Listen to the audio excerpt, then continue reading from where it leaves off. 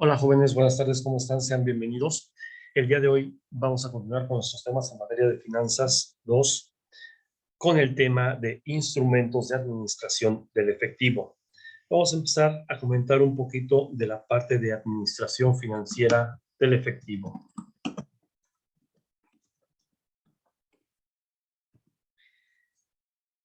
Dada la centralidad del efectivo como elemento de capital de trabajo y de la solvencia del negocio, evidentemente, es importante que sea administrado adecuadamente.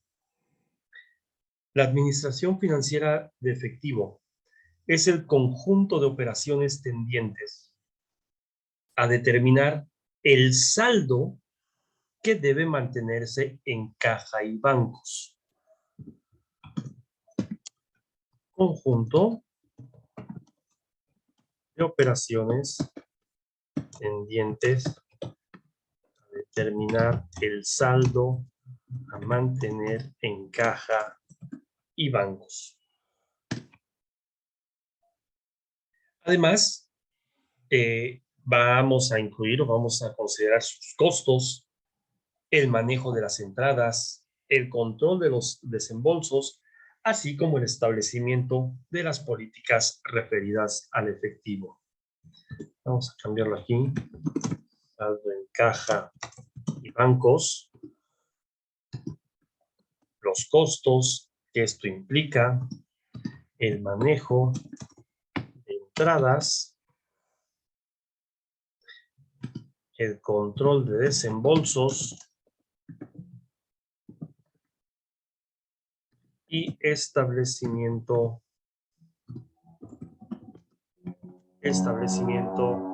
de políticas.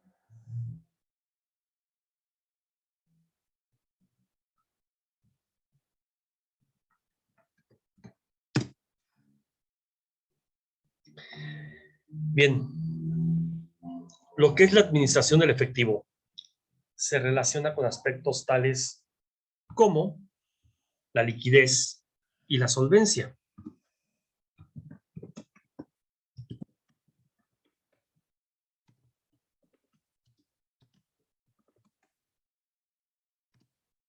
Hay que reconocer que la solvencia es la capacidad que tiene el negocio para hacer frente a sus obligaciones. Bien, la solvencia es la capacidad que tiene el negocio para hacer frente a sus obligaciones, mientras que la liquidez es la posibilidad de que los activos sean convertidos en efectivo. Lo vuelvo a mencionar. Por solvencia debemos entender la capacidad que tiene el negocio para que hagamos frente a nuestras obligaciones, mientras que por liquidez es la posibilidad, se refiere a la posibilidad de que los activos se conviertan en efectivo.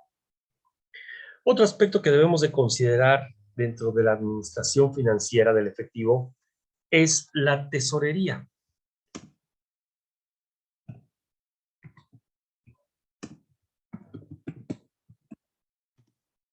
El término tesorería se emplea muy a menudo para identificar las actividades que están vinculadas a la obtención y a la aplicación del efectivo.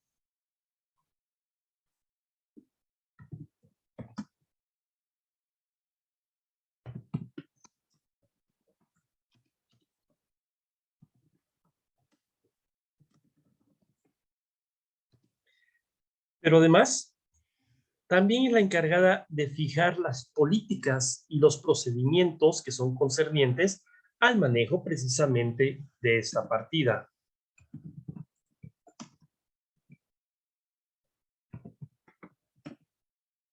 Existen autores que toman conceptos como tesorería y efectivo como si fueran unos sinónimos. Por ejemplo, el autor Abraham Perdomo, observa que la administración financiera de tesorería tiene precisamente como objetivo el manejar adecuadamente el efectivo en caja y bancos. Esto para pagar normalmente los pasivos y las erogaciones imprevistas que pudiera tener la empresa, así también como para reducir el riesgo de tener una crisis de liquidez.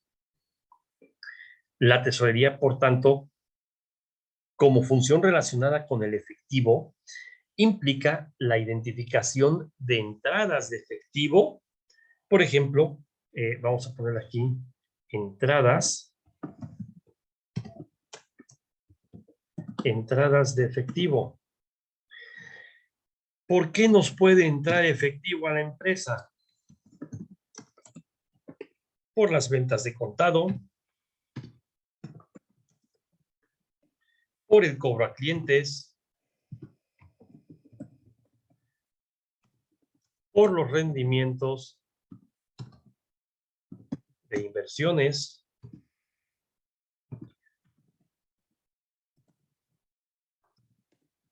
por aportaciones de los socios, etcétera. Por otro lado, vamos a mover aquí un poco. Por otro lado, los desembolsos que enfrenta la tesorería pueden provenir para, vamos a poner acá también, desembolsos. Estos pueden ser, por ejemplo, para el pago a proveedores, para el pago de salarios, para cubrir nuestros gastos, para realizar inversiones en activos no circulantes, para el pago de préstamos, etcétera. Al confrontar las entradas y las salidas de efectivo, podemos calcular el saldo de efectivo. Por lo que esta es una actividad que resulta fundamental para la administración de este activo. Bien, prácticamente vas a determinar cuánto es el efectivo que debes tener en caja y bancos que sea suficiente y necesario para cubrir tus desembolsos, ya que si tienes efectivo mayor a esa cantidad, bueno, ¿qué estaría pasando?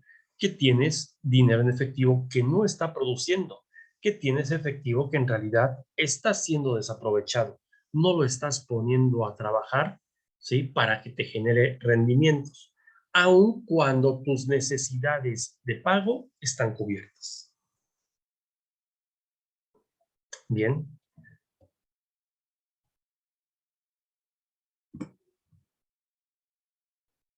Saldo de efectivo.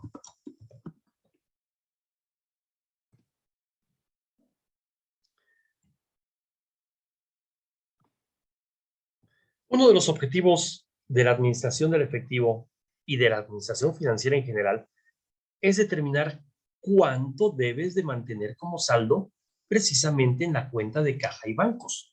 No es solo tener ahí el dinero. Necesitas saber cuánto necesitas mantener. Pues de este saldo depende la actividad y la existencia como tal del negocio. Si no es suficiente para que pagues, te vas a meter en problemas, ¿no? Va a haber proveedores o acreedores que te van a estar exigiendo el pago que corresponda. Y si no mantienes los saldos, no tienes el dinero suficiente, obviamente quedaremos mal con estos proveedores, con esos acreedores, nuestra credibilidad como empresa se ve disminuida y a futuro nos va a afectar porque nos puede decir, ya no te vendo a crédito, ya no te presto dinero, ya no te financio. ¿Por qué? Porque no me pagas en tiempo. Existen muchas técnicas para determinar ese saldo de efectivo. Vamos a ver algunas de las más comunes. Una de ellas es la razón de efectivo. La razón de efectivo es un indicador de análisis financiero que nos va a señalar la solvencia de la entidad, de la empresa, en el corto plazo. Bien, solvencia de la entidad en el corto plazo. Recuerden la capacidad que tenemos para hacer frente a nuestras obligaciones. ¿Cómo vamos a determinar esta razón de efectivo? Para ello, vamos a tomar nuestro activo circulante. Recuerden, ese activo está en nuestro balance general o estado de situación financiera, nuestro activo circulante, y lo vamos a dividir entre el pasivo a corto plazo.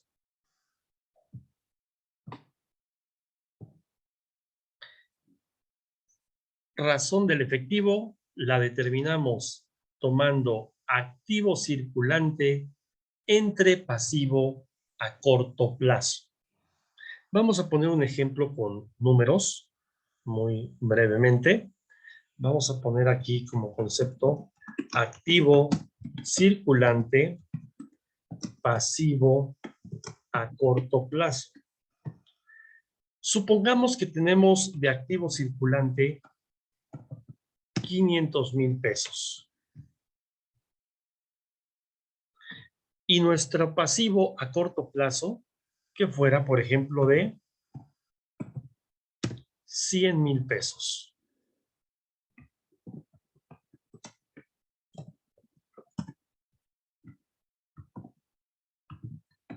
Le ponemos aquí los signos para que sea perfectamente entendible.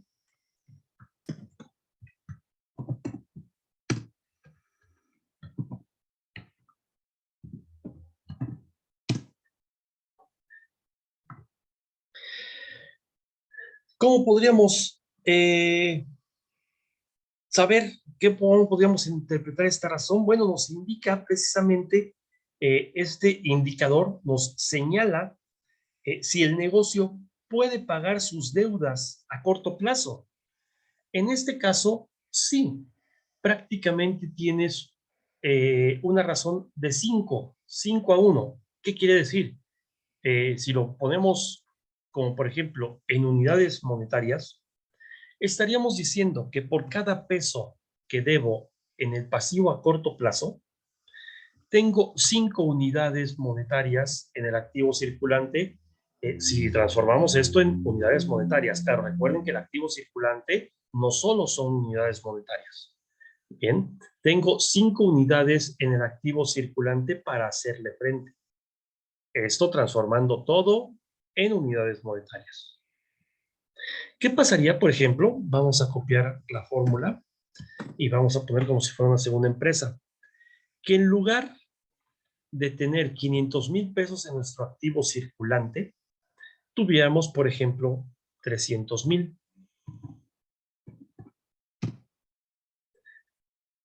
La empresa de la columna E sería una empresa, la empresa de la columna F sería otra. ¿Qué estaría pasando aquí? Fíjense, en la empresa de la columna F nos indica que tenemos 3, una razón de 3-1. Por cada peso que debo, tengo 3 invertidos en el activo circulante para hacerle frente. Vuelvo a insistir, el activo circulante, recuerden todas las cuentas que lo conforman, no todos son unidades monetarias. Bien, por eso se relaciona un poco con la razón de liquidez. La facilidad que vas a tener para convertir esos activos en dinero, ¿sí? En unidades monetarias. ¿Qué pasaría si en lugar de 300,000 pesos como activo circulante dejamos la misma cantidad de pasivo a corto plazo para que sean comparables y veamos el efecto? Tuviéramos activos circulantes de 150,000 pesos. Bueno, si te presentaran esta razón, no necesitas ver tanto los estados financieros, ni sus números, ni sus evoluciones. A este momento, con la razón del efectivo, puedes determinar perfectamente cuál empresa está mejor posicionada. Evidentemente, sería la empresa de la columna E, porque, digámoslo así, por cada peso que debe, tiene 5 invertidos en el activo circulante con los que puede hacerle frente a sus deudas. La segunda empresa, la de la columna F, por cada peso que debe, tiene 3 pesos en su activo circulante para hacerle frente. Finalmente, la empresa de la columna G, por cada peso que debe, tiene 150 en el activo circulante para hacerle frente. ¿Qué pasaría si tu activo circulante fuera todavía menor? Ni siquiera de los 100,000, 80,000. Vean cómo con un simple número, entendiendo el sentido de este, nos puede dar una visión de lo que es la empresa. Esta empresa de la columna H nos indica en su razón del efectivo que por cada peso que debe, tiene apenas en el activo circulante 80 centavos. Es decir, no bastaría que utilizara ni todo el dinero que tiene en caja, ni todo el dinero que tiene en bancos, ni que vendiera todas sus mercancías, ni que cobrara a todos sus clientes y deudores diversos, ¿sí? Ni que recuperara todos los impuestos, etcétera, etcétera, para poder cubrir sus deudas de corto plazo. Prácticamente aquí como administrador ya estás viendo que tendrás que echar mano de otro tipo de activos. O bien, por ejemplo, tener que vender algún activo fijo, o bien buscar fuentes de financiamiento para poder cubrir tus deudas. ¿Por qué? Porque no te alcanza lo que tienes en el activo circulante para hacer frente a tus obligaciones de corto plazo. Y obviamente, entre más se reduzca ese indicador, pues más problema resulta. ¿Qué pasaría si en tu activo circulante, ya exagerando un poquito el monto, tuvieras 40,000 pesos y debes 100,000? Pues por cada peso que debes, únicamente tienes 40 centavos. Te falta más de la mitad para hacerle frente a tus deudas de corto plazo.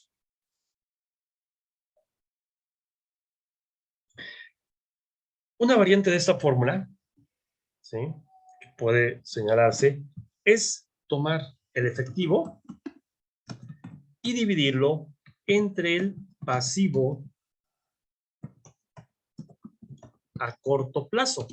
Es muy similar, pero aquí solo estamos considerando el puro efectivo, lo que tenemos, digámoslo, de dinero constante y sonante, caja y bancos, ¿bien?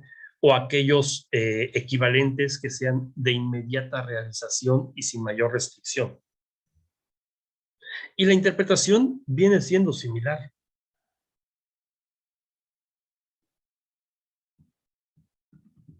Vamos a copiar los números.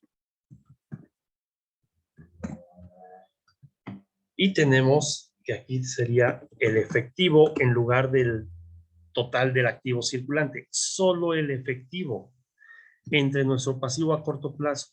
Suponiendo que de estos, imaginen, esto es toda la integración del activo circulante en todas las cuentas que mencioné hace un momento. De todas estas cuentas, ok, tengo 500,000 pesos en activo circulante, pero solo tengo 80,000 pesos en efectivo. Como administradores, ¿qué estamos viendo con esas dos razones? Ok, lo que tengo de dinero en caja y bancos no me es suficiente para pagar mis deudas de corto plazo. Tengo que realizar, tengo que convertir a efectivo alguno de los otros activos circulantes de los que dispongo. Es lo que tendríamos en esta interpretación.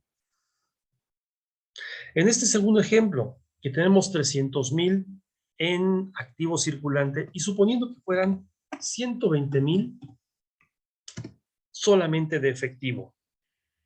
Ok, en esta segunda interpretación, en esa segunda empresa, podría decir, lo que tengo en efectivo es suficiente para poder hacerle frente a mis obligaciones.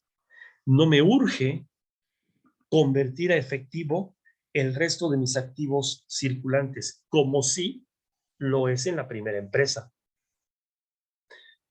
Si yo tenía, por ejemplo, una venta que di a crédito para esperarme hasta el día 15, la puedo esperar sin problema, sin ofrecerle tal vez algún descuento adicional al cliente para que me pague. En cambio, la primera empresa podría tener que decirle a sus clientes, oye, yo sé que te di crédito hasta el día 15, pero si me pagas mañana, te hago X descuento, un porcentaje. Y obviamente eso te va a representar a ti un costo adicional. Pero son las decisiones que vas a tener que tomar en función de qué, de cómo estás posicionado en tus razones financieras. Tercer ejemplo, aquí tenemos un total de activo circulante de 150,000 pesos. Suponiendo que fuera todo, o la gran mayoría, 140,000 de puro efectivo. Ok, prácticamente estoy viendo que todo mi activo circulante es dinero. No tengo casi cobros a clientes, no tengo créditos a mi favor, no tengo impuestos a mi favor, prácticamente todo es dinero y 10,000 por ahí están perdidos en otras cuentas pequeñas. Me alcanza así para hacer frente a mis obligaciones, pero ¿qué quiere decir? Que necesito una mejor distribución en mis activos circulantes. Bien. Otro ejemplo, si la empresa tuviera, por ejemplo, pasivos, como decíamos, de 500,000 pesos, vamos a copiar esta cuenta, esta cantidad. Suponiendo que la empresa tiene pasivos por 500,000 pesos. Vamos a ponerlo acá abajo. Estos son mis pasivos a corto plazo. Y lo que deseamos es mantener, de acuerdo a nuestras políticas, está establecido que queremos mantener efectivo en caja y bancos equivalentes al 160%.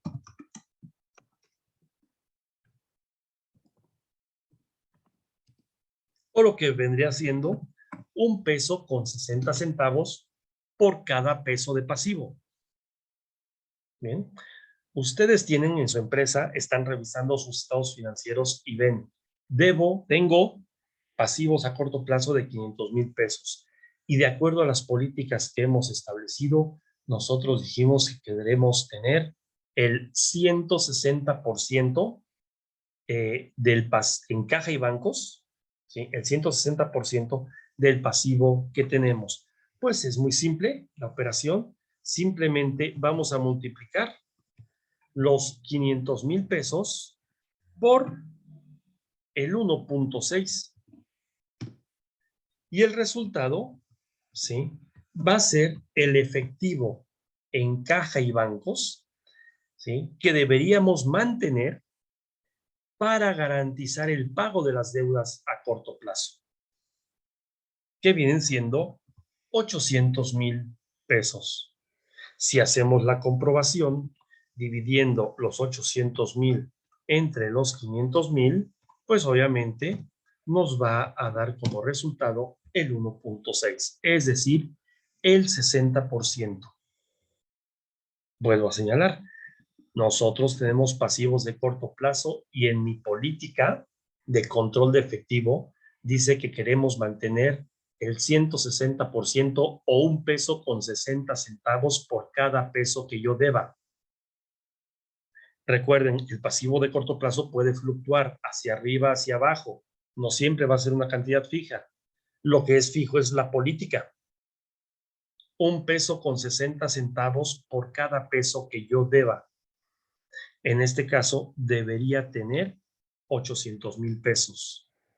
Si posteriormente, derivado de mis movimientos, mi pasivo a corto plazo varía, por ejemplo, disminuye a 290,000 pesos, manteniendo la misma política, ¿cuánto debería yo de tener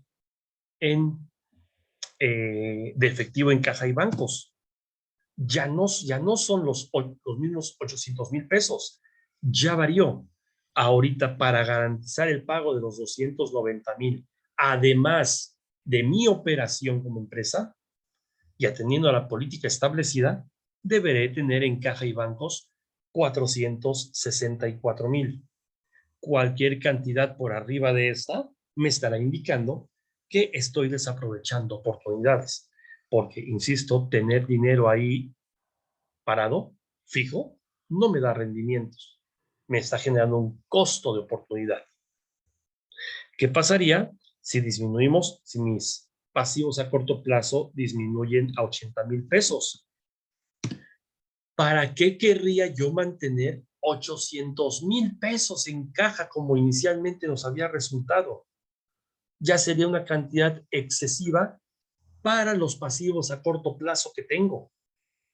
En ese caso, bajo esta política, tendría que reducir mi efectivo de caja y bancos a 128,000, es decir, suponiendo que tuvieras los 800,000 que habías tenido, que te habían salido originalmente en nuestro primer cálculo, tienes dinero disponible para invertir, tienes dinero disponible para aprovechar alguna oportunidad de negocio.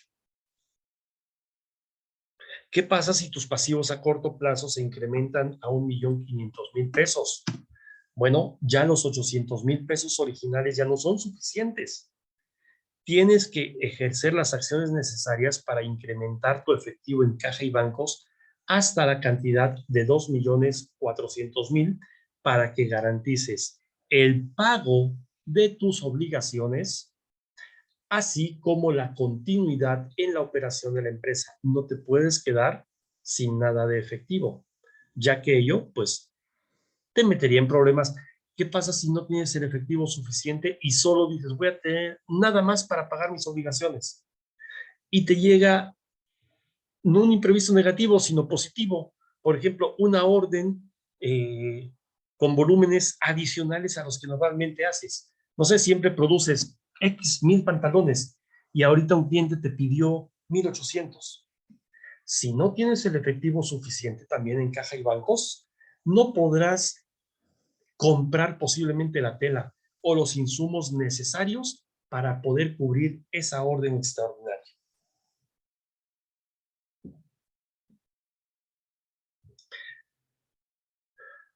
Otro método que existe para determinar este saldo es el método directo. El método directo, como se afirmó, pues es necesario que la entidad mantenga 4 tipos de saldos. Un saldo operativo, un saldo que denominaremos especulativo, un saldo de precaución, ¿sí? Y precautorio.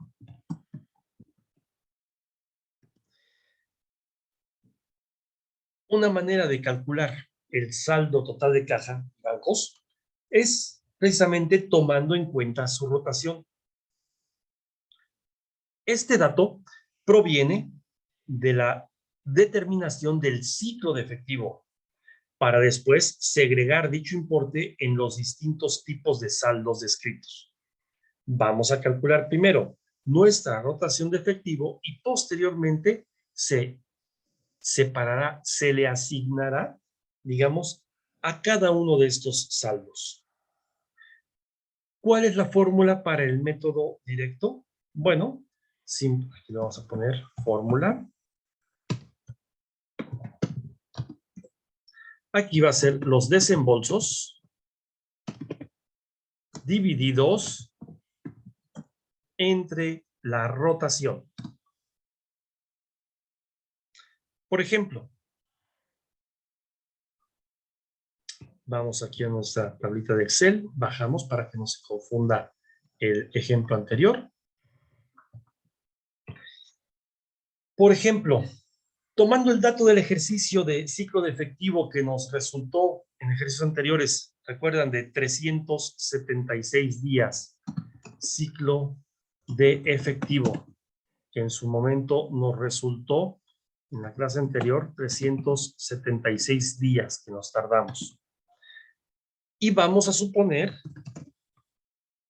que los desembolsos promedio del año, vamos a ver, desembolsos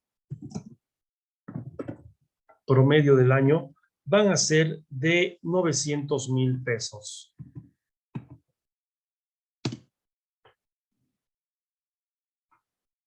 Vamos a poner nada más el número, 376 son días. Aquí la pregunta sería, cuánto debemos mantener en caja y bancos. ¿Sí? Necesitas tener metas a las cuales llegar para poder conducir correctamente la empresa. No haces ahí a ver cómo nos va. Con estas variables tienes un ciclo de efectivo de 376 días y tienes desembolsos promedios de 900,000 pesos. ¿Cuánto debe de mantenerse en caja y bancos? Lo primero que vamos a determinar es el número de veces que se realiza el saldo de efectivo, es decir, su rotación. Esto se va a hacer a través de dividir 360, vamos a ponerle aquí días, entre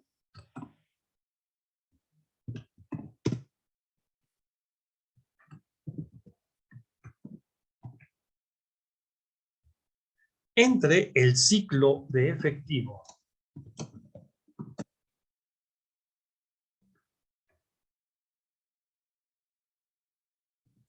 Y el resultado va a ser la rotación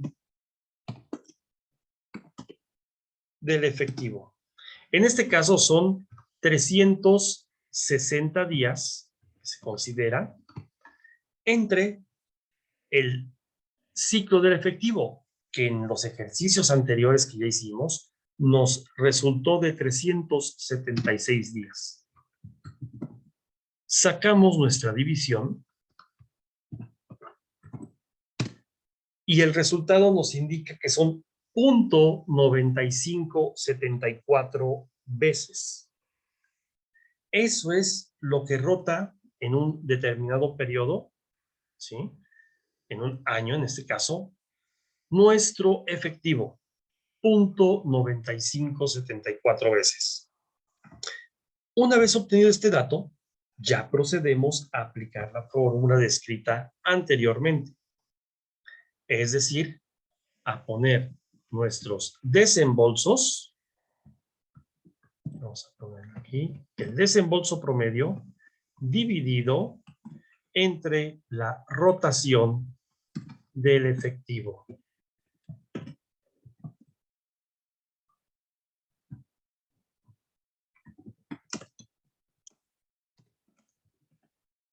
Nuestros desembolsos promedio quedamos que son de 900,000 pesos. Nuestra rotación de efectivo es de 0.9574. Hacemos nuestra operación, dividimos los 900,000 pesos entre nuestra rotación del efectivo y eso nos va a llevar al saldo de caja y bancos que debemos de mantener para garantizar el pago de nuestros pasivos, en este caso, que viene siendo 940,000 pesos. ¿Por qué? Precisamente porque debido a nuestro ciclo de efectivo, que está aquí, ese ciclo de efectivo, perdón, acá arriba, es mayor de un año. Son 376 días. El año calendario tiene 365 y para efectos del cálculo lo consideramos de 360. Tenemos un ciclo de efectivo de más de un año. Por lo tanto, necesitamos tener 940,000 pesos de saldos en caja y bancos para poder garantizar mis desembolsos promedio de ese periodo. Ya tienen una meta a cual llegar y justificada la razón por la cual debe ser de esa manera. ¿Qué pasaría? Vamos a copiar todo esto para hacerlo más breve. Lo vamos a poner aquí abajo. ¿Qué pasaría, por ejemplo, si tuviéramos un desembolso promedio de 820,000 pesos? Solamente vamos a hacer estas variables. De inicio, esta variable de 820,000 pesos en lugar de los 900,000. Como ya está formulado, fíjense, ya no necesito tener, al bajar mis desembolsos promedio, ya no necesito tener 940,000 pesos de saldo en caja y bancos. Con tener 856,000 pesos, 856,444 para ser exactos, estaría garantizando el cumplimiento de mi empresa, ¿sí? En cuanto a los desembolsos promedio. El tener una cantidad mayor estaría desaprovechando tal vez oportunidades de negocios, de adquisiciones, y me estaría generando un mayor costo de oportunidad. ¿Qué pasa ahora? Fíjense la afectación que tiene. ¿Qué pasa si en vez de un ciclo de efectivo de más de un año, de 376 días, mi ciclo de efectivo se redujera a 300 días? Vean la afectación que va a tener. ¿Cómo va a cambiar mi saldo de caja y bancos? A 300 días. Ok, ya no necesito tener, como mi rotación va a ser en un plazo menor de un año y voy a volver a cobrar, digamos, teniendo un saldo de 683,000 pesos, hablando de números cerrados, estaría garantizando los desembolsos que debo de hacer en promedio. ¿Qué sucede si mi rotación, por ejemplo, disminuye? Ahora vamos a ponerle que tenemos una rotación de 45 días y la afectación de saldo en caja y bancos que esto representa. Ya no necesitaría tener 600,000 pesos parados o guardados ahí en caja y bancos sin poderlos mover. Con tener 102,500 pesos en función a la rotación, a las veces que me va a regresar ese dinero, podré hacer los desembolsos que requiere mi empresa en promedio, que son 820,000 pesos. ¿Qué pasa si mis desembolsos promedios aumentan? En vez de 820,000 pesos, son 1,200,000. Veamos la afectación en mi saldo de caja y bancos. Ahora debo de tener 150,000 pesos porque mi rotación de efectivo 8 veces, digamos, me regresará ese dinero a mis manos y podré hacer frente a mis desembolsos promedio. Bien, como podremos ver, parte de la administración del efectivo es conocer cuánto debo de mantener en caja y bancos. No es solo tener ahí una cantidad por tenerla. Se puede notar, digamos, que es importante agilizar el ciclo de efectivo. Aquí en esos ejemplos los vimos. Entre más nos tarde el ciclo de efectivo, lo vamos a poner en vez de 45, 90. ¿Qué pasa con las veces que me va a regresar y el saldo que debo tener? Más dinero debo tener en caja y bancos. Vamos a poner 180 días. Me va a regresar 2 veces el dinero a mis manos, digamos. Debo de tener entonces 600,000 pesos. ¿Qué pasa si me voy a tardar todo el año? Pues debo tener 1,500,000 para poder garantizar, porque solo una vez me va a regresar el dinero. ¿Qué pasa si me tardo más de un año en realizar? Pues para poder garantizar el pago de 1,200,000 de los desembolsos que debo de realizar, deberé tener un saldo en caja y bancos de 1,333,000 pesos.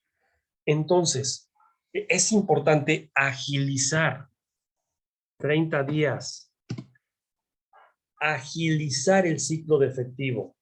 Vean, con 100,000 pesos, con una deuda, un desembolso promedio de 1,200,000, debo tener 100,000 pesos en caja y bancos para poder hacerles frente, ya que mi ciclo de efectivo es de 30 días y mi rotación de 12 veces. ¿Qué pasa si lo bajamos a 20? me va a regresar 18 veces el dinero, mi rotación de efectivo, y por lo tanto, con 66,000 pesos que tenga en caja y bancos, será suficiente para hacerle frente a estos desembolsos promedio. ¿Bien? Entonces, es importante agilizar el ciclo de efectivo, no solo por la recuperación, sino también para mantener la menor cantidad de dinero en efectivo en caja y bancos. El que mantengan ese dinero en efectivo en caja y bancos les está generando un costo de oportunidad, y entre más dinero mantengan ahí, mayor es el costo de oportunidad que está teniendo la empresa. Bien. Teníamos el ejemplo de que eran 820,000 pesos nuestras deudas, vamos a dejarlo en nuestro ejemplo original, y que teníamos una rotación de 190 días, ¿sí? Por lo tanto, tenemos 433,000 pesos en números cerrados, lo que deberíamos de mantener en caja y bancos. Tomando este ejemplo, vamos a suponer que el 10%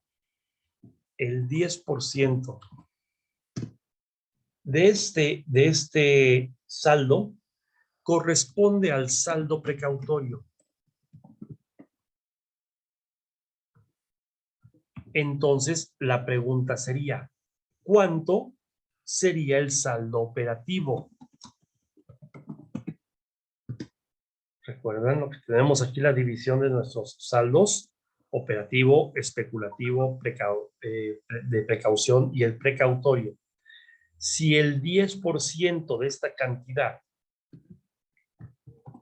lo vamos o está asignado al saldo precautorio, bien, vamos, pues la diferencia es lo que nos lleva a nuestro saldo operativo, que si no me falla la matemática, también podríamos hacerlo dividiendo entre 1.10.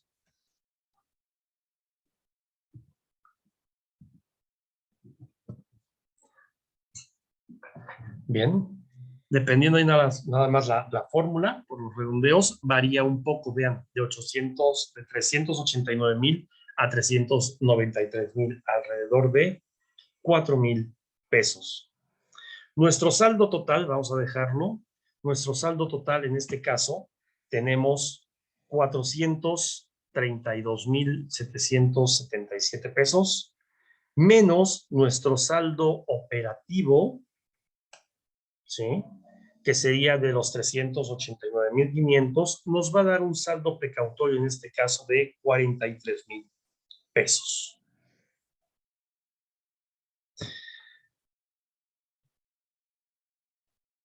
Hay otro método más que podemos considerar para calcular este saldo de efectivo, que viene siendo el método indirecto.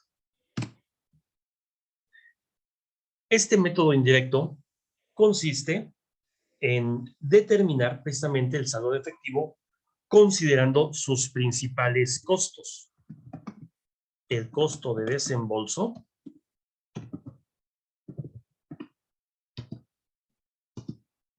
y el costo de oportunidad. El costo de desembolso es, digamos, la estimación de los gastos relacionados con las disposiciones de efectivo,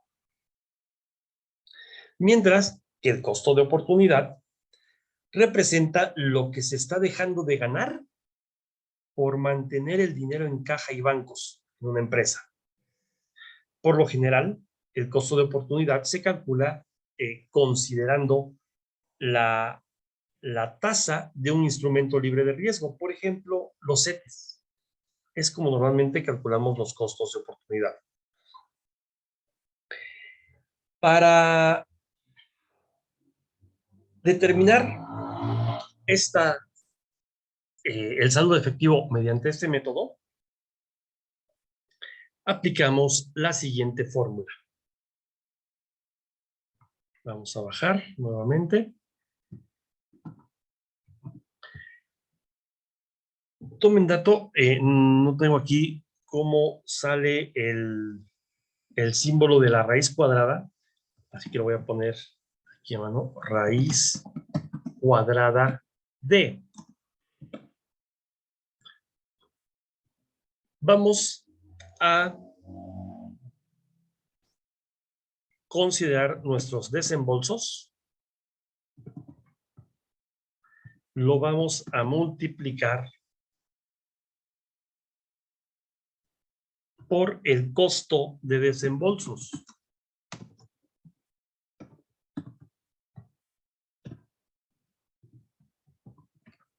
Esto me va a dar un resultado. Ese resultado lo vamos a dividir entre el porcentaje de costo de oportunidad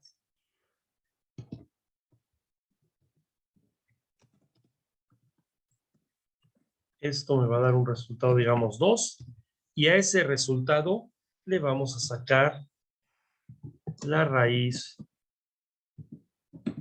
cuadrada. Vamos a plantear el caso con números.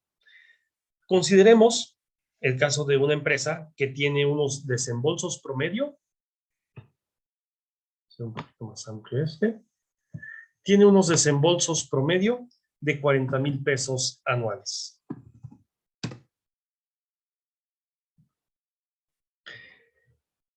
Los costos que erogan por cada desembolso, lo que le cuesta a la empresa hacer cada uno de los pagos, digamos, son 5 pesos. ¿Sí? Y la tasa de CETES la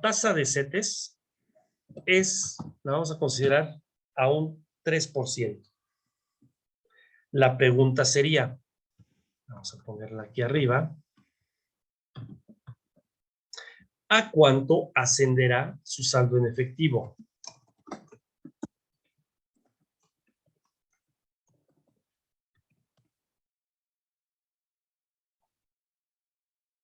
Bien, pues como lo mencionamos, hacemos la multiplicación, los 40,000 pesos por los 5, eso me da un resultado de 20,000.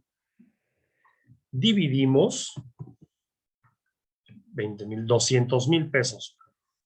Dividimos entre la tasa del costo de oportunidad y a esto le sacamos la raíz cuadrada.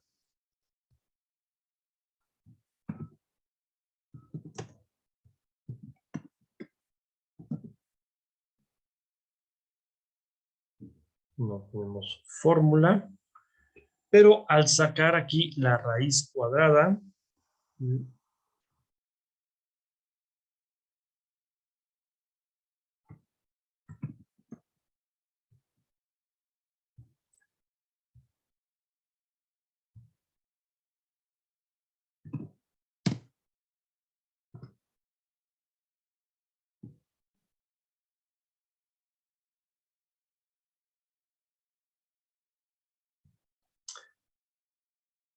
nos da un saldo de efectivo en este caso de 2,581 pesos con 99 centavos.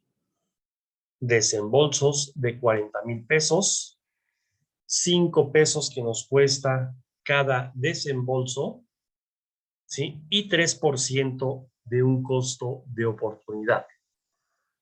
En este caso, en vez de ponerle raíz cuadrada, sería nuestro saldo de efectivo, que debe ser de, en este caso, 2,581 pesos con 99 centavos.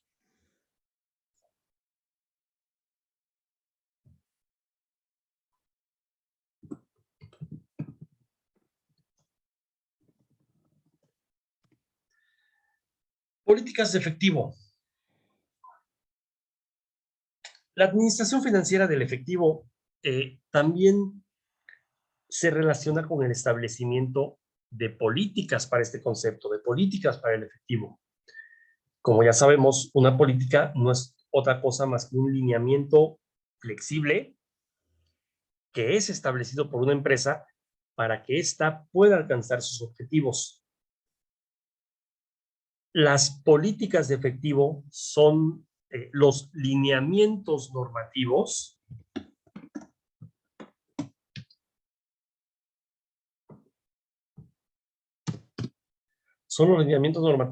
establecidos por la empresa con el propósito precisamente de mantener los recursos necesarios que garanticen su operación de un negocio y también maximicen sus rendimientos.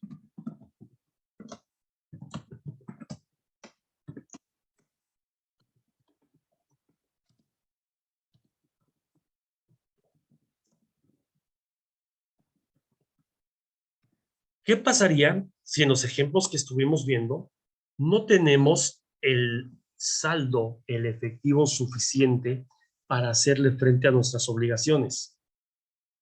No estamos garantizando la operación del negocio, porque, insisto, si no cumplimos con nuestras obligaciones, si no realizamos los pagos correspondientes, entonces a futuro no tendremos acceso a créditos, a financiamientos por parte de nuestros proveedores, nuestros acreedores. Si mantengo un saldo de efectivo mayor al necesario, no estoy maximizando los rendimientos de los activos que tengo disponibles, en este caso específico del efectivo, porque tengo dinero guardado en mayor cantidad a la que resulta necesaria. Entonces, gracias a las políticas de efectivo se pueden llevar a cabo precisamente la planeación y el control de los mismos.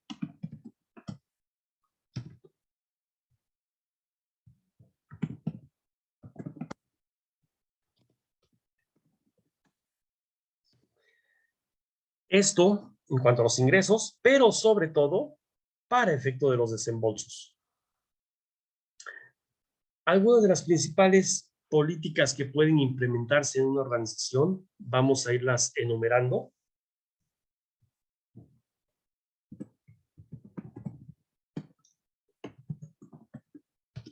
Podrían ser, una, la determinación de un nivel de efectivo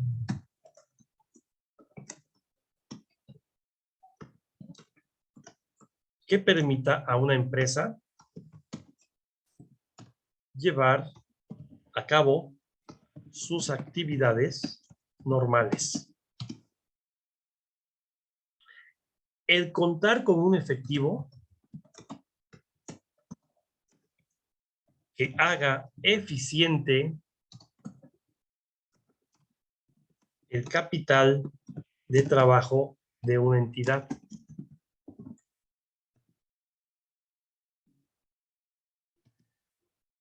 Que se mantenga dinero que permita hacer frente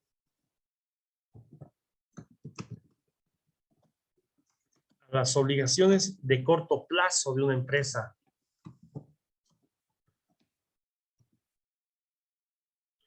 Evidentemente, el disminuir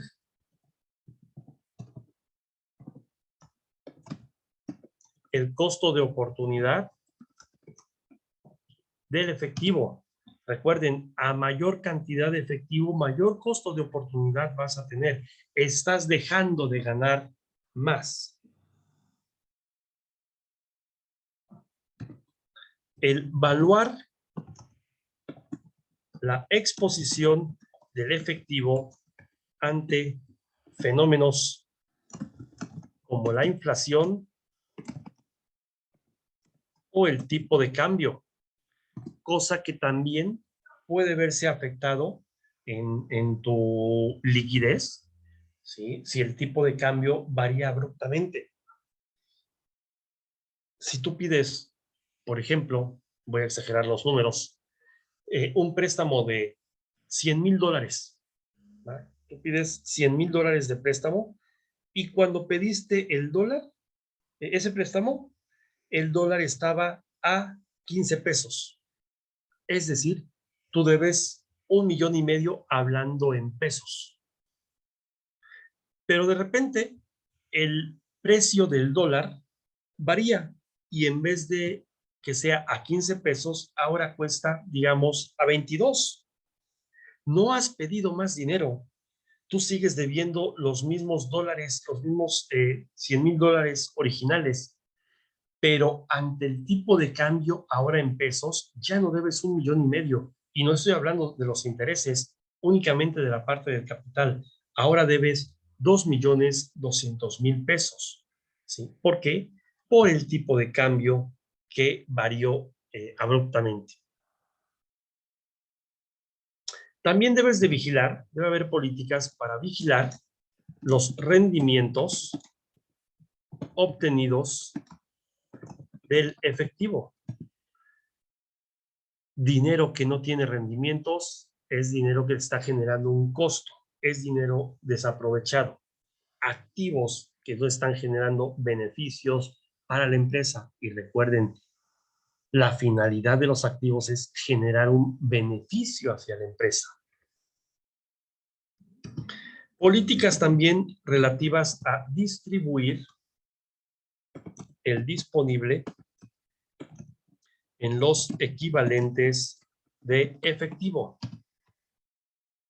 Por ejemplo, inversiones, instrumentos de deuda, etcétera, etcétera. Políticas relativas a establecer los fondos de caja chica o los fondos fijos de caja, que también se llaman. Políticas relativas a realizar arqueos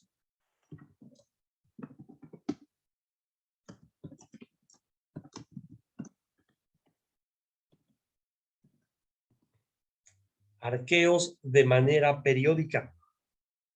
De poco sirve una política si los colaboradores no la respetan.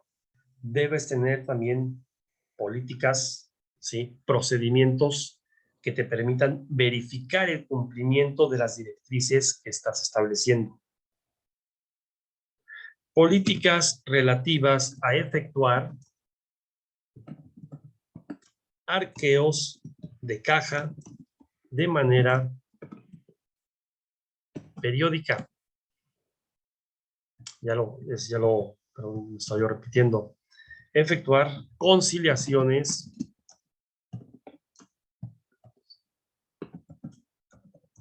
bancarias. Verificar precisamente que tu saldo sea acorde a tus necesidades, que todos los depósitos y retiros estén perfectamente identificados. Y finalmente, políticas relativas a vigilar y autorizar los desembolsos para que haya un control sobre los mismos.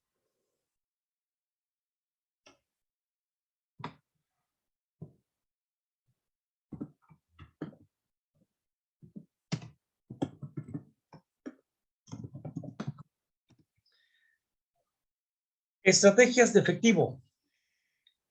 Para efectos de las estrategias de efectivo, podemos señalar que son mecanismos para hacer más eficiente y más económicos los saldos en caja y bancos.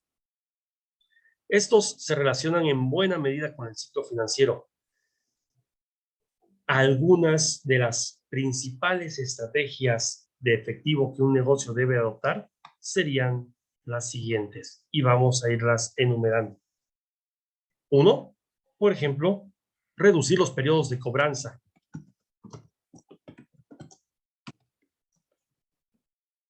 Ya en los ejemplos que vimos, ya tenemos el conocimiento, ya vimos la afectación que tiene para la empresa el que tus ciclos, tus rotaciones, tus periodos de cobranza sean largos.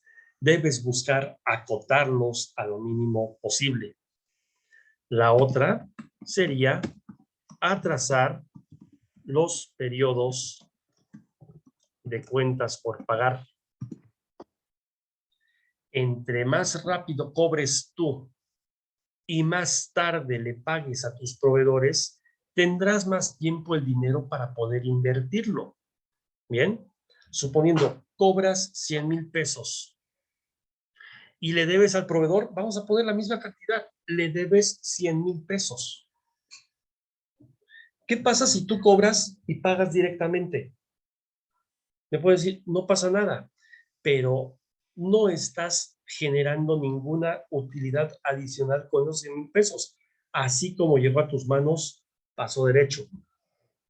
En cambio, si acortas los periodos, ¿sí?, de cobranza, de recuperación de tu efectivo, cobras rápido los 100,000 pesos y tienes para pagarlos hasta el fin de semana, podrías, así un ejemplo muy simple, no sé, depositarlos al banco, ¿sí?, y generar unos rendimientos.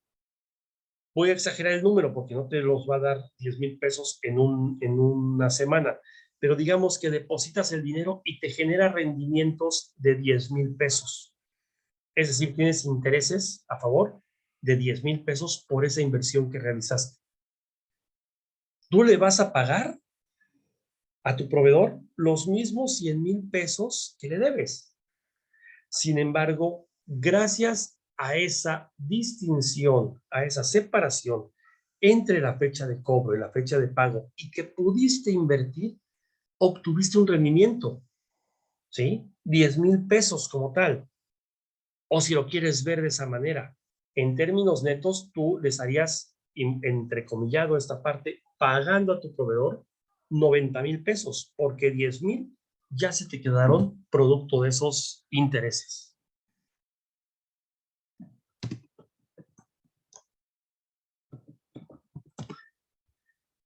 El concentrar efectivo, bueno, la concentración de efectivo no es otra cosa que manejar el efectivo exclusivamente en una cuenta bancaria.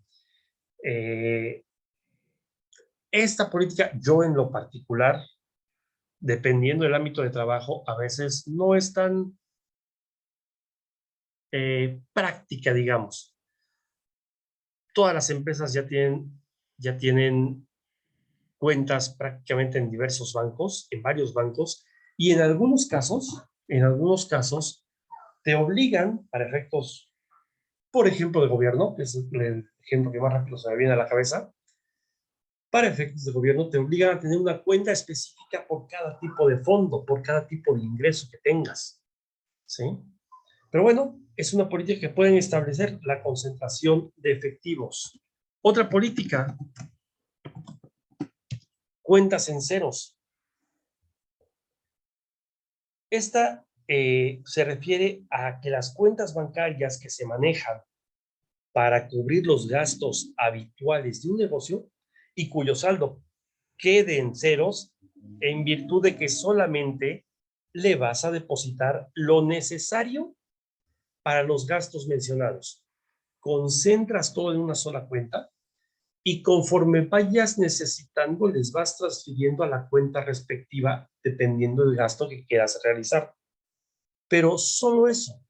Y de esa manera tienes un mejor control que si a todas las cuentas le depositas y de todas las cuentas pagas, y se hace un poco más complicado ese control.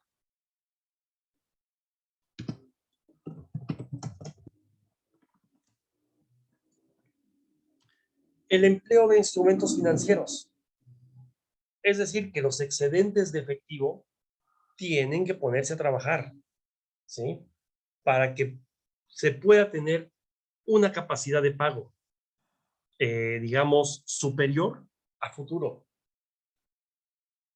De ahí que la administración financiera de una entidad decida realizar inversiones en instrumentos financieros que sea de fácil e inmediata realización, pero que los pongas a trabajar, aunque te genere poco rendimiento, pero al final de cuentas, de poco en poco vas mejorando tus finanzas, en lugar de tener ahí detenido todo el efectivo.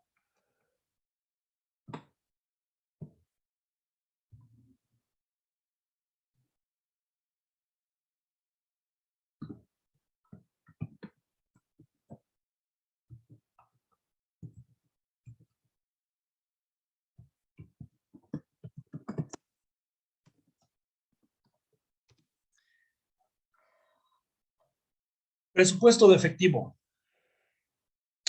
Conjuntamente con las políticas y las estrategias de efectivo, se puede considerar el presupuesto del efectivo. Este presupuesto viene siendo un instrumento de administración financiera y consiste en proyectar el saldo de caja y bancos a partir de las políticas de efectivo establecidas en una organización y que ya se mencionaron en párrafos anteriores, que ya comentamos anteriormente. Bien. El objetivo del presupuesto, ¿sí? El objetivo del presupuesto de efectivo radica en que vamos a calcular el grado de liquidez que esperamos de una empresa. Recuerden, grado de liquidez, o la liquidez como tal, es la capacidad de convertir los activos, ¿sí?, a dinero en efectivo. Entonces, vamos a calcular el grado de liquidez esperado en una empresa. Esto, obviamente, en el transcurso de un periodo contable.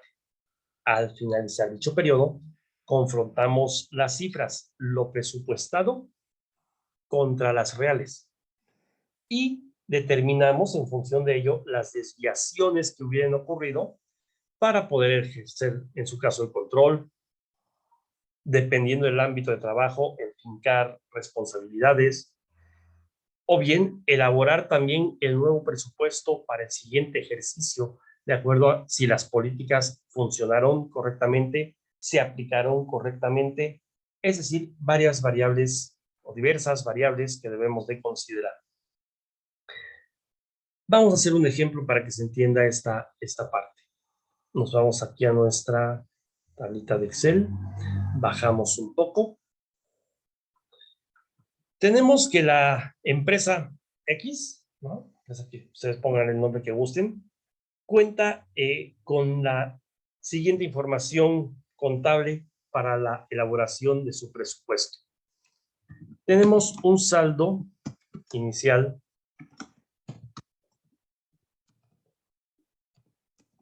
de caja y bancos por 20,000 pesos.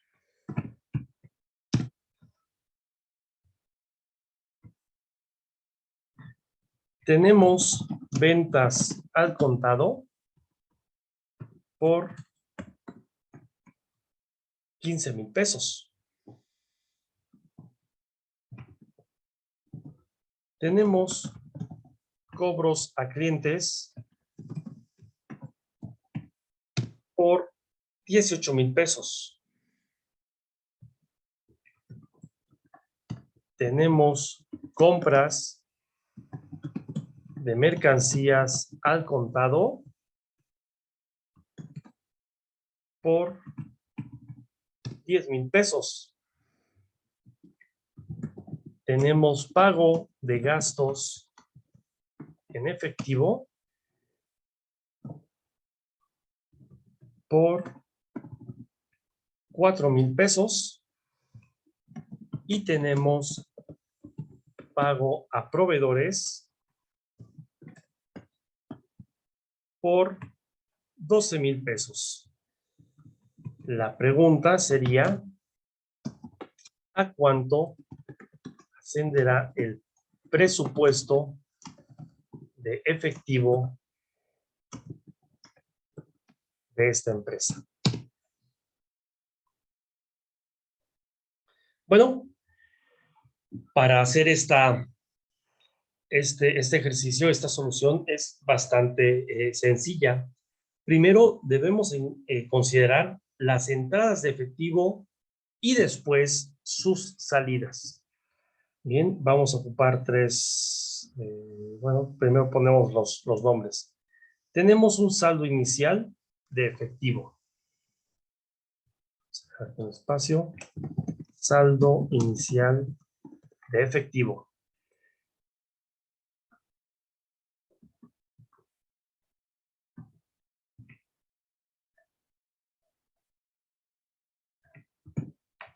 Nuestro saldo inicial de efectivo son 20,000 pesos. A esto le vamos a sumar más lo que son las entradas de efectivo. ¿Por qué concepto tenemos entradas? Tenemos por ventas al contado y por cobro de clientes. ¿Cuánto? Por ventas al contado tenemos 15,000 pesos y por cobro de clientes tenemos 18,000. Esto me da un total de entradas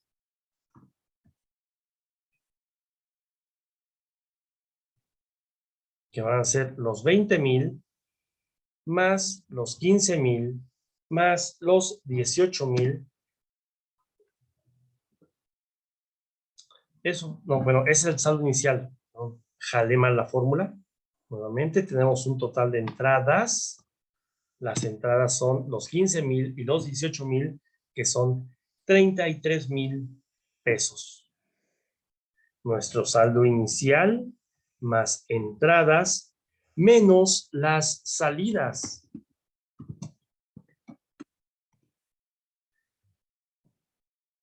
¿Qué conceptos representan salidas de efectivo? Bueno, tenemos las compras de mercancías al contado, que son en este caso 10,000 pesos. Tenemos el pago de gastos, que obviamente fue en efectivo, que son por 4,000 pesos. Y tenemos el pago a proveedores, que son por 12,000 pesos. Esto nos da mi total de salidas.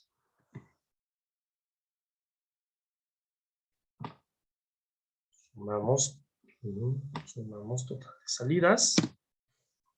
Y eso me da un total de salidas de 26,000 pesos.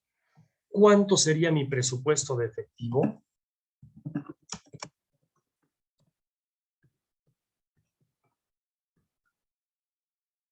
Mi saldo inicial más mi total de entradas menos mi total de salidas, y eso me da que mi presupuesto de efectivo va a ser de 27,000 pesos.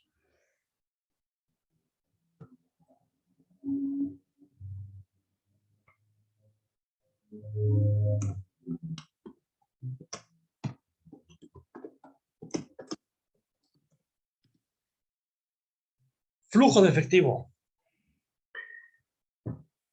Por último, al hablar de la administración financiera del efectivo, invariablemente debemos de tocar el tema del flujo del efectivo. Este se encuentra representado en el estado, precisamente en el estado que lleva su nombre, estado de flujos de efectivo. Si no estoy mal, por ahí la NIF B2, la que se denomina estados de flujo de efectivo, señala precisamente que este estado financiero básico tiene algunas características. Vamos a poner aquí NIF B2.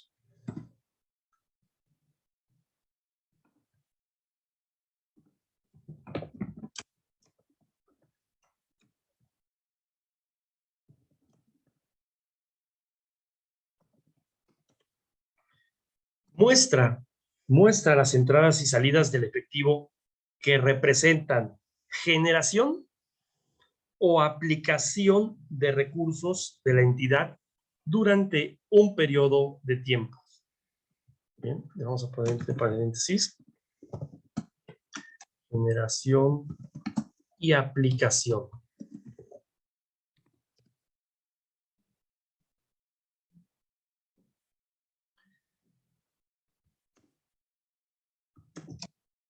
En un entorno inflacionario,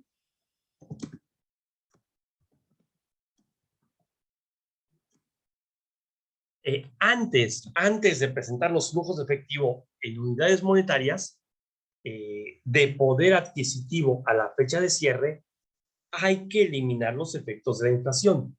Eso ya lo debimos haber analizado ahí en el tema de reexpresión de estados financieros. en un entorno inflacionario antes de presentar los flujos de efectivo en unidades monetarias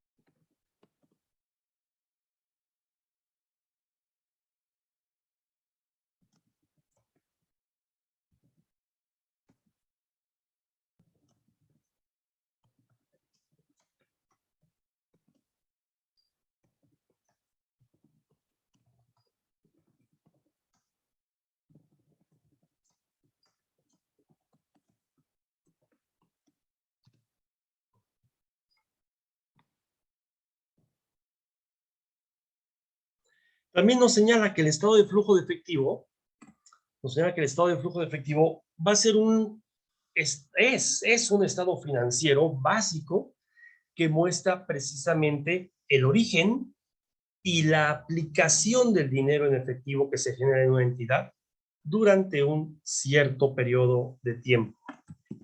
Estado financiero básico muestra origen y aplicación del dinero.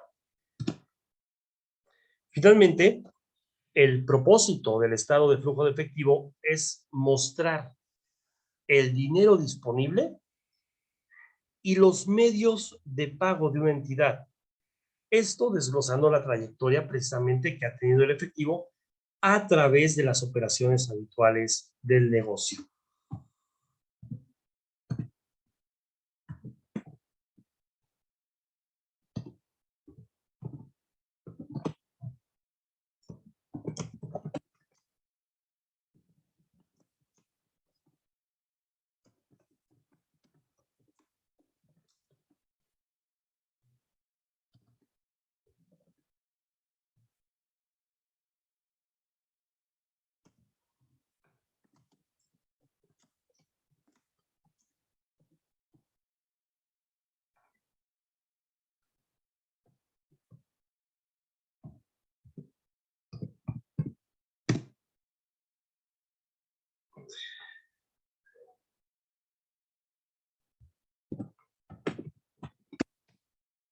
Los elementos del estado de flujo de efectivo. ¿Cuáles son sus elementos? Obviamente, el origen del recurso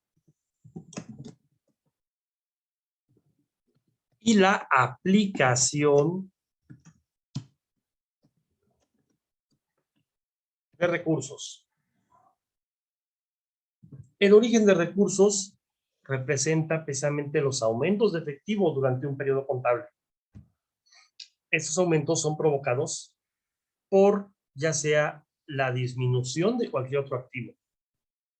Si vendo un coche, ¿sí? disminuye mi activo en equipo de transporte y aumenta mi activo en caja o bancos. Bien. Si vendo mercancía, disminuye la cantidad de mercancía y aumenta el dinero que tengo. Entonces, puede ser por la disminución de otro activo, distinto al efectivo, evidentemente.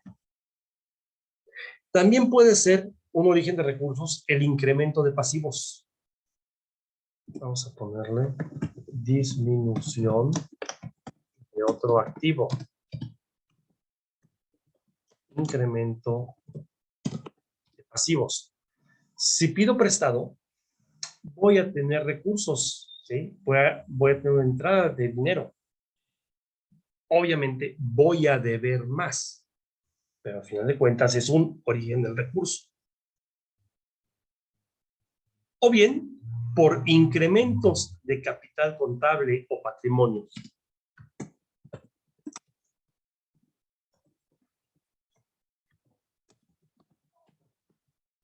Dependiendo del tipo de empresa de que estemos tratando. Recuerden, capital contable se refiere a las empresas con fines lucrativos, patrimonio se refiere a las empresas con fines no lucrativos. Ahí tenemos los posibles orígenes de los recursos. Disminución de otro activo, incremento de pasivos o incrementos de capital contable o patrimonio. Por otra parte está la aplicación de recursos. Esta aplicación de recursos son disminuciones de efectivo también durante un periodo contable. Estas pueden estar provocadas por el incremento, digamos, de otro activo.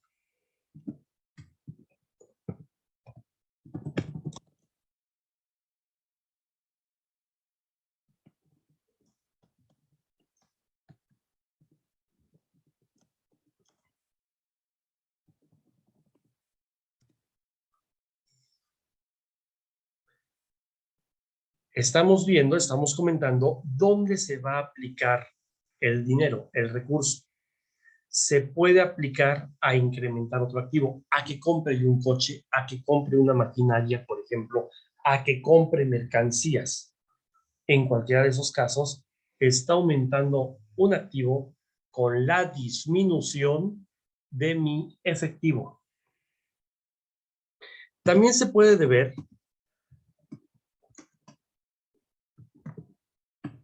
a la disminución de pasivos. Muy probablemente pagamos nuestras deudas, pero también disminuyó la cantidad de dinero que teníamos disponibles. O bien puede estar relacionados con disposición de capital. Es decir, que los inversionistas retiren dinero, ¿sí?, del capital, lo que me va a llevar a disminuir la cantidad de efectivo, a aplicar efectivo en esa operación donde el inversionista me está diciendo, yo ya voy, me llevo mi parte.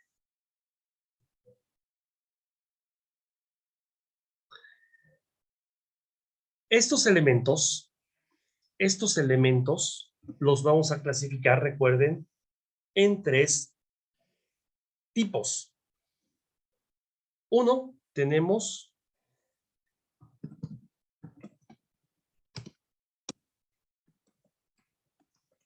las actividades de operación.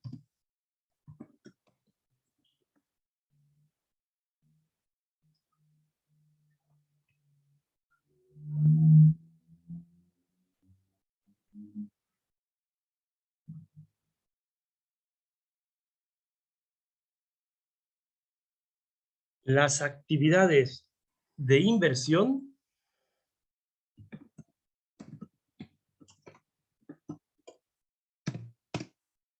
y las actividades de financiamiento. Las actividades de operación son las que constituyen o que deben de constituir, mejor dicho, la principal fuente de ingresos para la entidad. ¿Sí? A lo que te dediques. No puede ser que tengas más ingresos, digamos, por préstamos que pediste o porque vendiste tu activo o comparado contra los ingresos provenientes de tu actividad de venta o de prestación de servicios. Las actividades de operación son la fuente principal de tu ingreso, que también incluyen algunas otras actividades que no puedan ser clasificadas como de inversión o de financiamiento.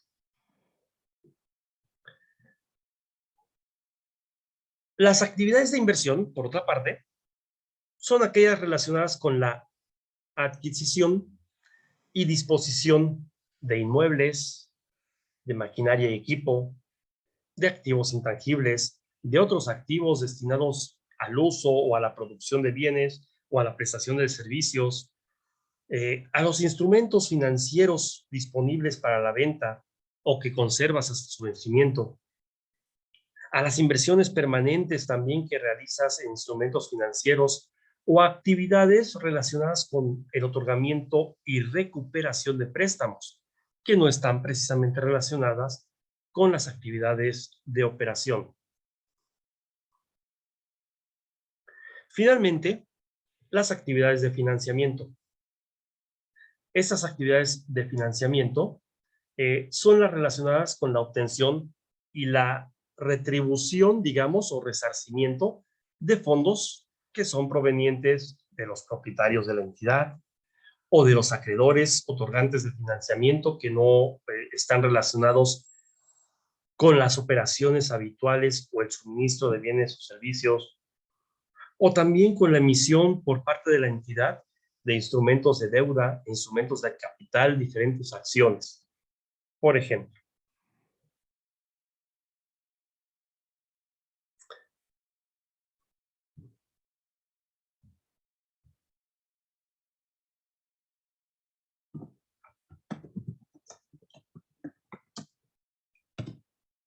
formas de presentación.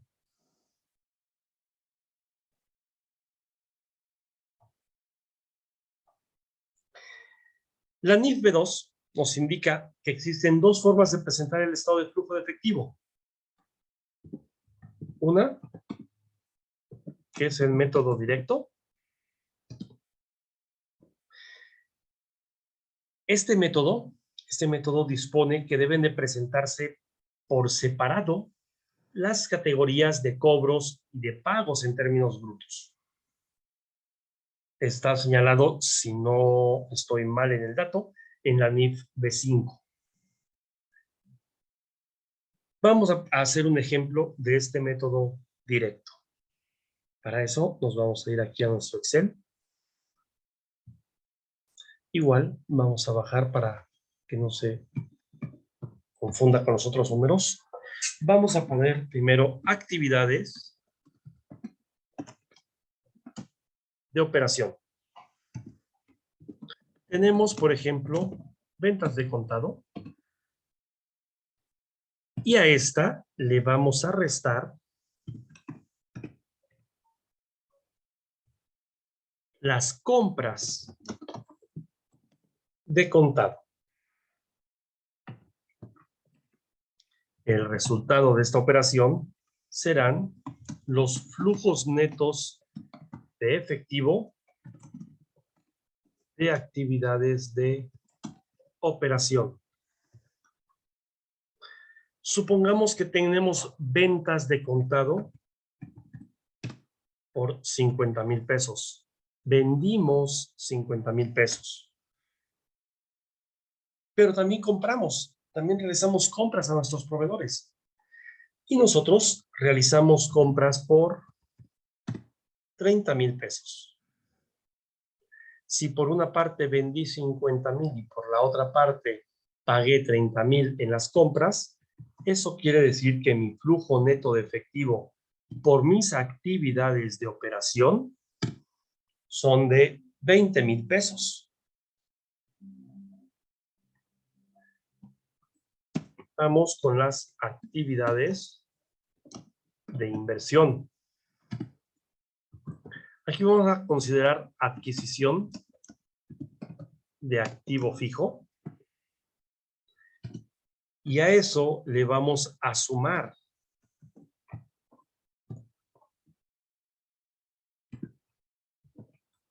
la venta de activo fijo en efectivo.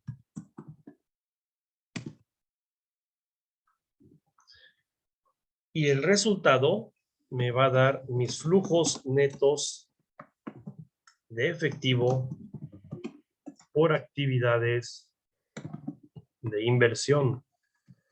Suponiendo que compramos activos de 100,000 pesos.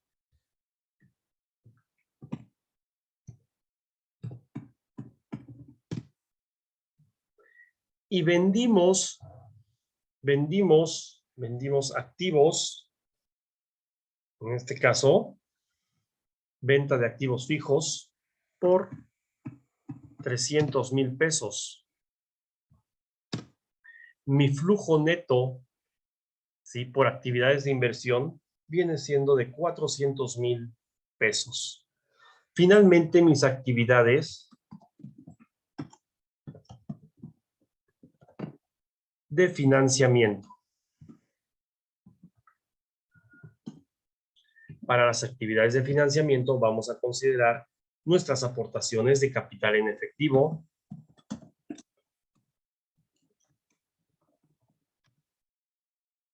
nuestros préstamos a largo plazo recibidos en efectivo,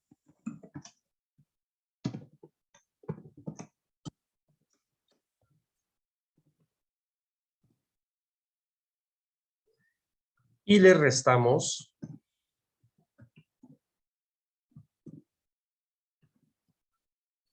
nuestro pago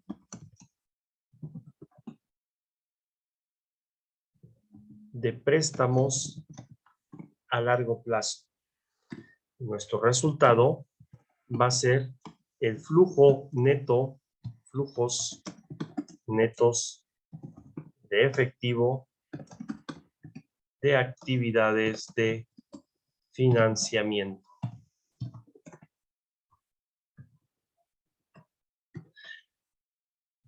Consideremos aportaciones que hicimos 160,000.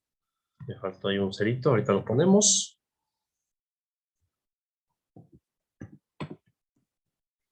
Tenemos préstamos que nos otorgaron 150,000 pesos y realizamos un pago de 10,000 pesos. Esta operación, diríamos, los 160,000 más los 150,000 menos los 10,000 que pagamos, serían 300,000 pesos.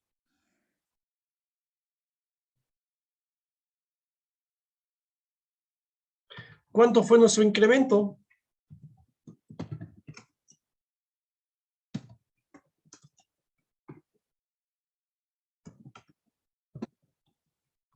Bueno, para determinar nuestro incremento simplemente sumamos los flujos netos de cada uno de los apartados.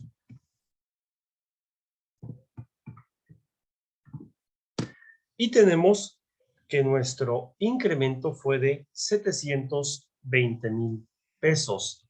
A esto le sumamos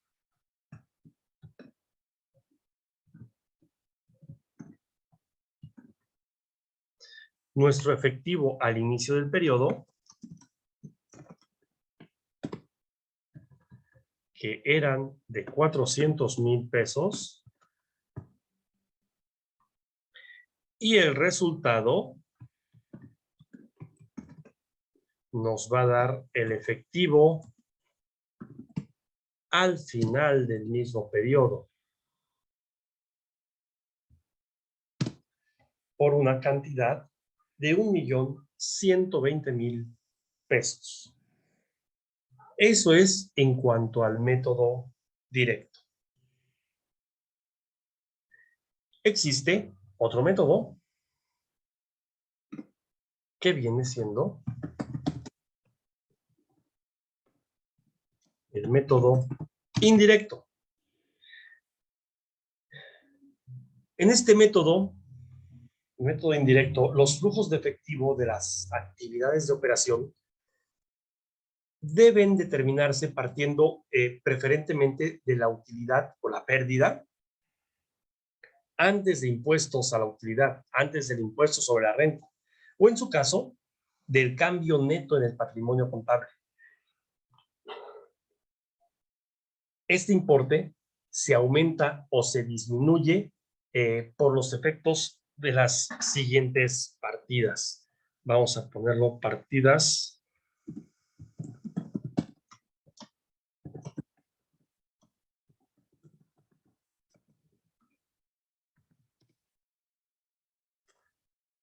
Una, actividades de inversión. Aquí, por ejemplo, entraría lo que es la depreciación, la utilidad o pérdida en venta de inmuebles, la maquinaria y equipo, la amortización de activos intangibles, la pérdida o deterioro de activos de larga duración y también la participación en asociadas o en negocios conjuntos. También se va a considerar igual las actividades de financiamiento.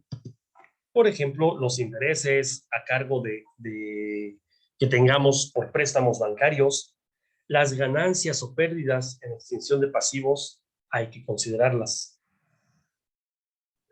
Y finalmente, cambios efectuados durante el periodo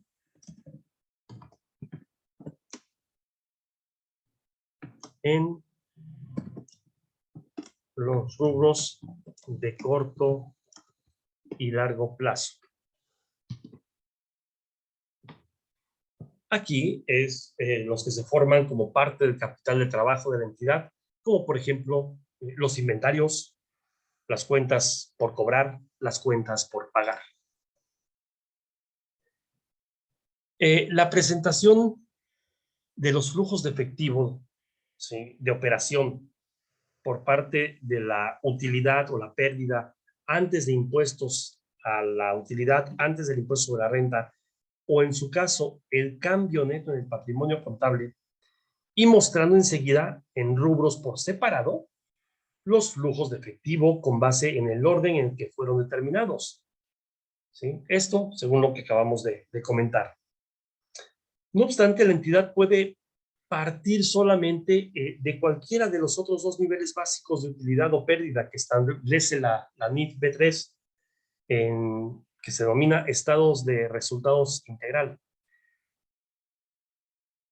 Partir de un renglón distinto al de la utilidad o pérdida antes de impuestos representa, digamos, mostrar más partidas conciliatorias todavía, como podrían ser los impuestos a la utilidad o, en su caso, las operaciones discontinuas. Entonces, es preferible siempre partir de la utilidad o la pérdida antes de impuestos. ¿Bien? Vamos a ver un ejemplo de cómo sería este método indirecto. Igual, nos vamos aquí a nuestra tablita, a nuestra pantalla de Excel. Vamos a ponerle flujos de efectivo en actividades de operación. Tenemos la utilidad del ejercicio.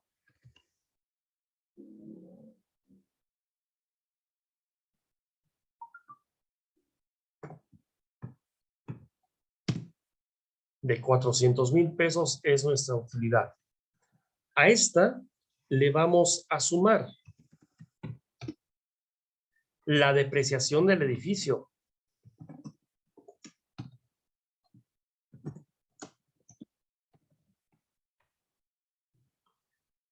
Vamos a considerarla por 175,000 pesos.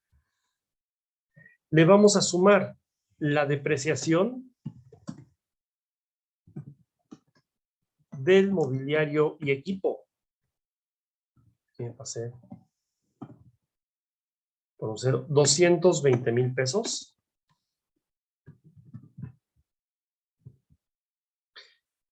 La amortización de los gastos de instalación.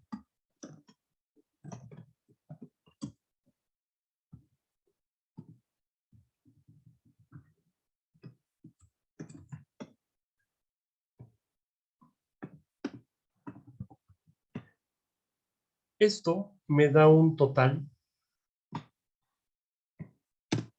de 415,000 pesos que vamos a denominar como subtotal.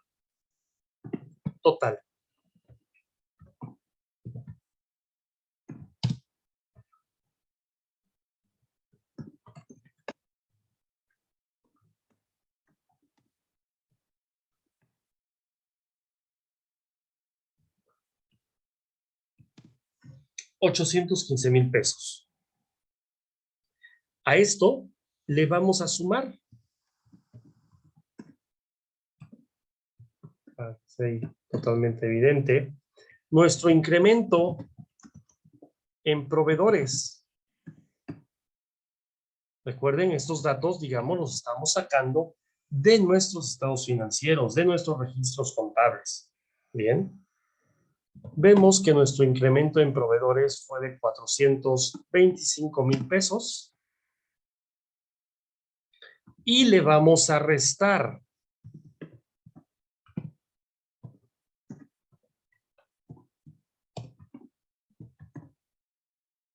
menos el incremento en clientes.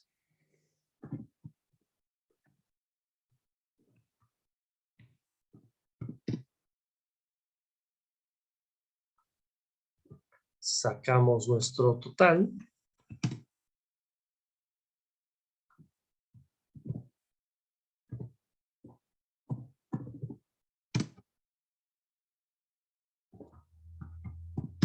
Para que se reste 325,000 pesos. Tenemos, por lo tanto, mi flujo de efectivo en actividades de operación.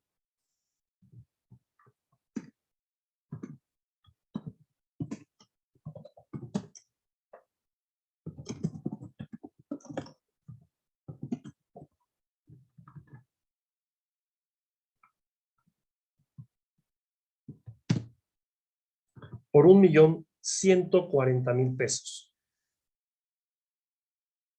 Ahora, vamos a sacar nuestros flujos de efectivo en actividades de inversión.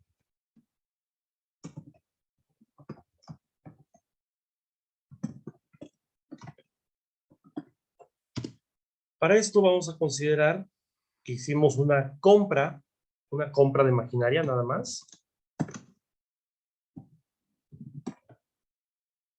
Esta por 50,000 pesos.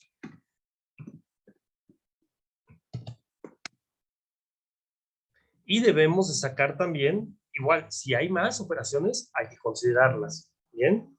Y vamos a sacar nuestros flujos de efectivo en actividades de financiamiento, que en este caso son préstamos bancarios por 600,000 pesos.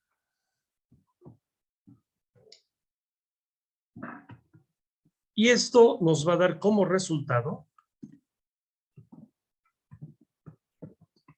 el incremento neto de efectivo.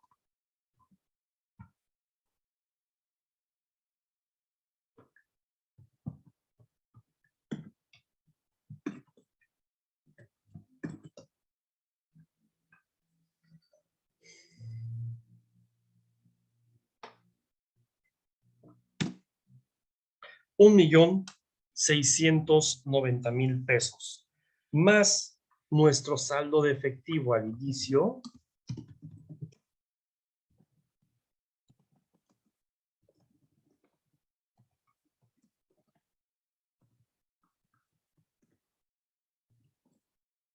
y vamos a poner los signos.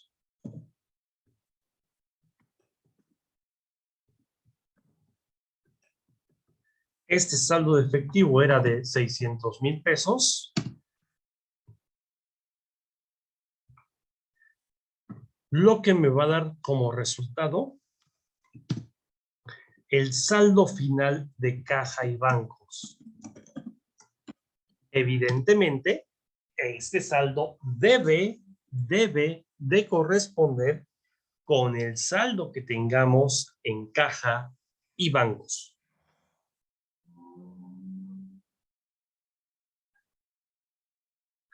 A manera de resumen, muchachos,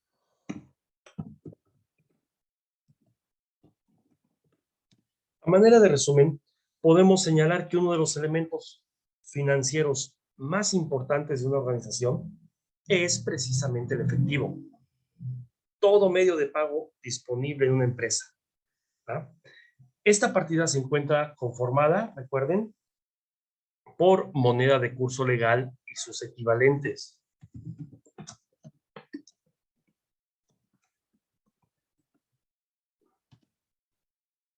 ¿Cuáles podrían ser? Precisamente los instrumentos financieros, las divisas,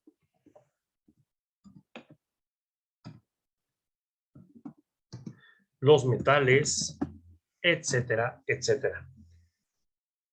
Una entidad, una empresa como tal, debe mantener efectivo por 4 motivos.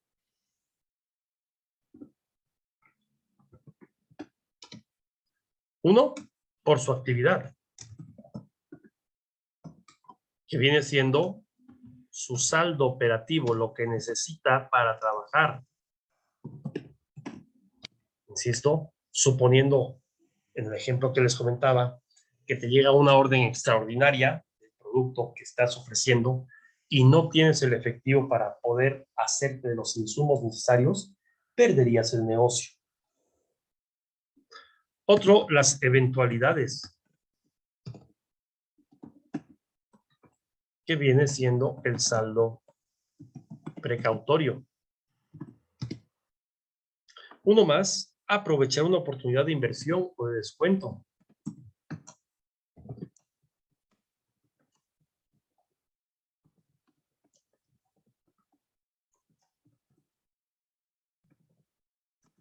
Que este viene siendo el saldo especulativo. Y finalmente, cumplir con una obligación.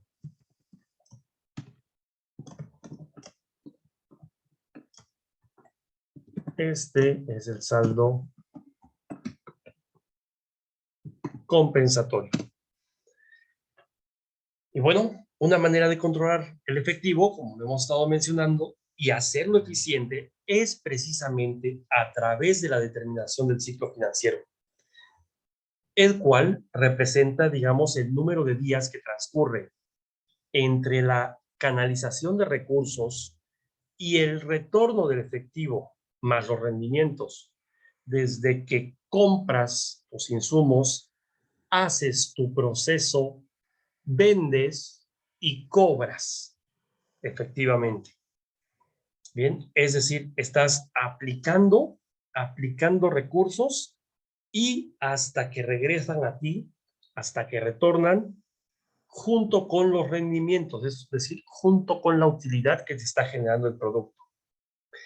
El ciclo financiero se compone precisamente del ciclo de la materia prima, el ciclo de producción, el ciclo de ventas, el ciclo de cobranzas y el ciclo de pagos. Vamos a ponerlo acá abajo. Ciclo financiero. Se integra por el ciclo de materia prima,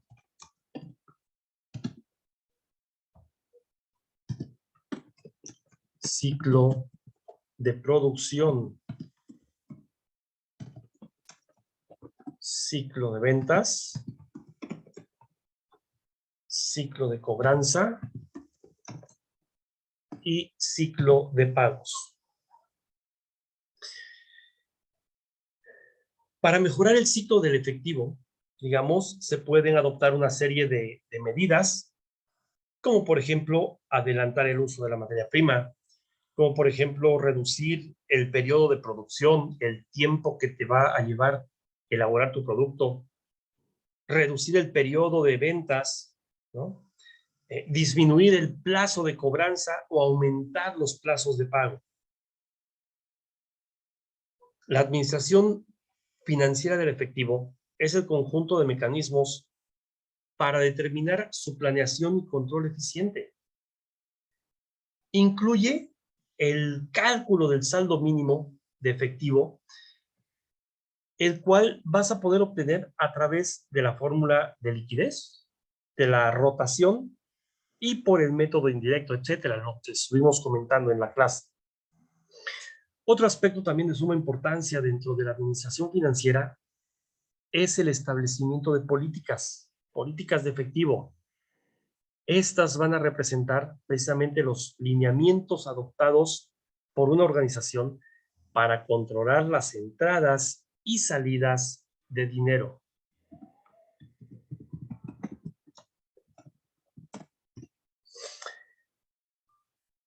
Junto con las políticas, también se encuentran las estrategias. Las estrategias de efectivo, o bien los cursos de acción que puedas realizar para hacer más rentable la inversión en caja y bancos. También hablamos del presupuesto de efectivo. Este presupuesto de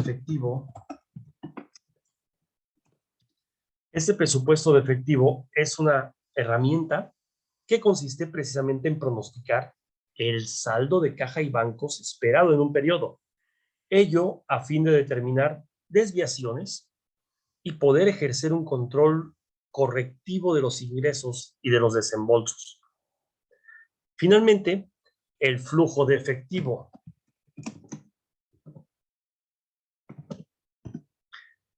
El flujo de efectivo es un informe, no es otra cosa que un informe que presenta las entradas y las salidas de dinero durante un periodo determinado de tiempo. Está normado por ahí en la NIF B2 y se divide en flujo de actividades de operación,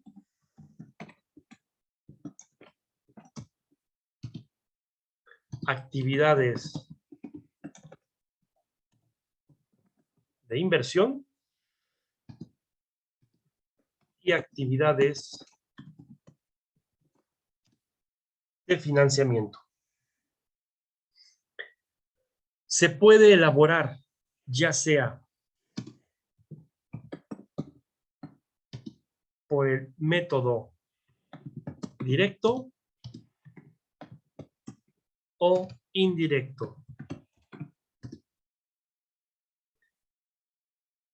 El mantener dinero en efectivo, ¿sí?, le abre a la empresa pues una diversidad de posibilidades de inversión o de financiamiento, pues se hace más atractiva precisamente al tener la capacidad de pagar intereses o dividendos y garantizar precisamente su actividad futura. Si ustedes fueran a invertir en una empresa, buscarían, digo, una que te garantizara que te va a devolver tu dinero y los rendimientos adicionales que esto genere. Junto con el efectivo, resulta fundamental analizar las cuentas por cobrar, pues de ellas también depende en gran manera la liquidez de la empresa. Bueno, muchachos, con esto estamos dando por concluido la unidad número 4 de nuestro tema de Finanzas 2.